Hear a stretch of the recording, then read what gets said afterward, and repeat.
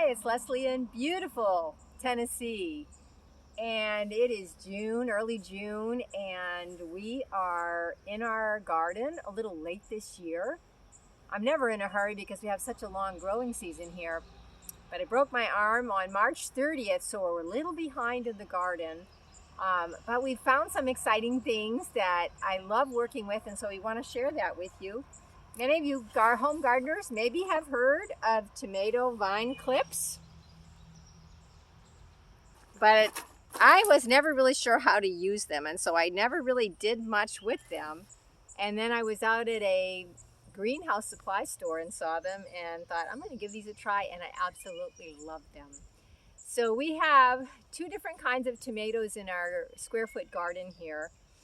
We have determinates, and determinate means it's determined how tall it's going to get. And so most of those tomato plants are about 4 feet tall. Then there's indeterminate, and those are the vining tomatoes that'll just keep growing and growing and growing and vining until you top them off. So I have both kinds here in the garden, and we're just going to take a look at what I have over here. These are determinates, and I still like to stake them because I think 4 feet high with tomatoes on the top is a little bit heavy. So we still go ahead and not stake them. We actually use trellis. This is just a metal conduit pipe. And then we have the PVC here. And if you think it's going to be really heavy, you can put a heavier PVC or more conduit on the top. That works great.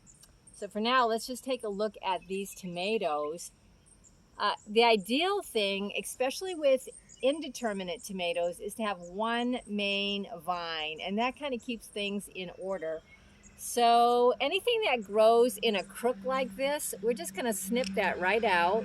And then as you can see right here, we were gone for a week and this one got away from us. So this one I'm going to take right out.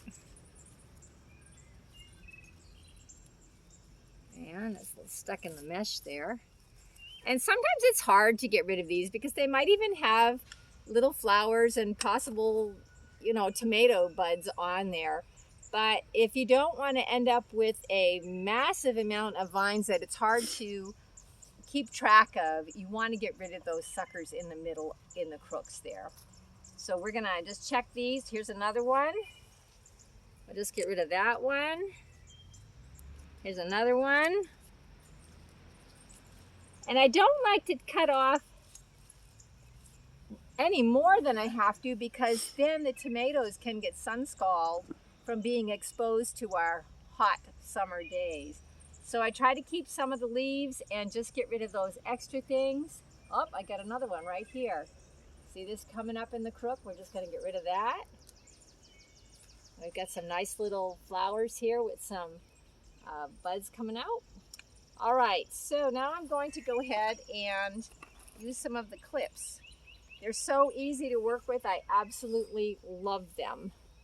So I'm just going to go ahead and clip that. I'm going to, I think I'll come up here, clip that. Fast and easy. I used to tie them with string or twine, baling twine or something like that. Some people use old nylon stockings, and that all works, but this is super simple and the clips are reusable.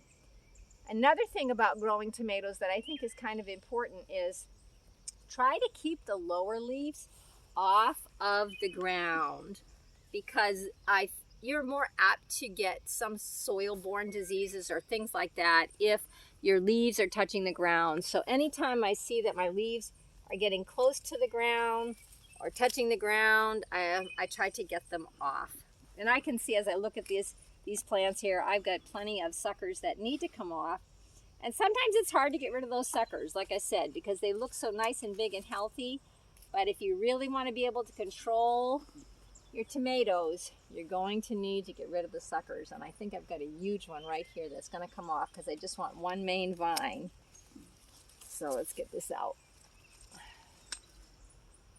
Another reason why I like to keep them nice and airy and not too bushy is I find that there's more air circulation, and I think that helps better with things like fungus.